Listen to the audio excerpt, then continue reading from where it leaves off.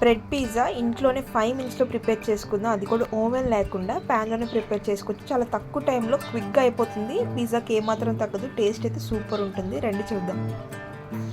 First అయితే నీట్గా onion chop చేసుకోవాలి. వాష్ చేసుకున్నాక చిన్న చిన్న పీసెస్గా చాప్ చేసుకుంటే సరిపోతుంది.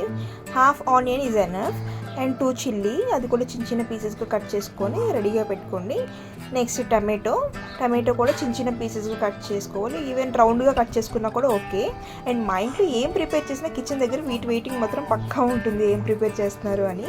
అండ్ నెక్స్ట్ స్లైసెస్ని ఫ్రిడ్జ్లో పెట్టుకున్నా కొంచెం హార్డ్ అవుతాయి కదా, అవి వాటర్లో పెట్టుకుంటే మళ్ళీ సాఫ్ట్ అయిపోతాయి. సో మనకి ఈజీగా కుక్ చేసుకోవడానికి అవుతుందన్నమాట. అండ్ బ్రెడ్ పైన ఇలాగ టమాటో సాస్ అనేది పెట్టుకోవాలి. నీట్గా అన్ని స్లైసెస్ మీద ఇలా టమాటో సాస్ అప్లై చేసుకున్న తర్వాత మనం బిఫోర్గా కట్ చేసుకున్న ఆనియన్స్, చిల్లీ, టమాటో అనేవి ఇలా అరేంజ్ చేసుకుంటాము 1 by 1. After arranging all these, ఈ బ్రెడ్ స్లైసెస్ మీద ఆరిగానో అండ్ చిల్లీ ఫ్లేక్స్ మనం ఇలా స్ప్రింకిల్ చేసుకోవాలి. And depend on your taste, మీకు ఎక్కువ కావాలనుకుంటే ఎక్కువ స్ప్రింకిల్ చేసుకోండి. నెక్స్ట్ మనం స్లైసెస్ని కూడా ఇలాగ పైన అరేంజ్ చేసుకున్నాక మళ్ళీ అగైన్ మనం చిల్లీ ఫ్లేక్స్ని అండ్ ఆరిగానో స్ప్రింకిల్ చేసుకోవాలి. ఎక్కువ వేసుకుంటే టేస్ట్ అనేది మనకు మంచిగా తెలుస్తుంది, ఆ ఫ్లేవర్ అనేది అప్పుడు బాగుంటుంది.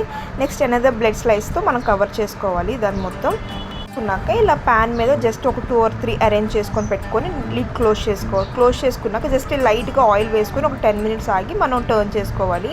కొంచెం మాడింది పర్వాలేదు, కానీ ఇవి కూడా వెయిట్ చేస్తున్నాయి మా పిజ్జా కోసం.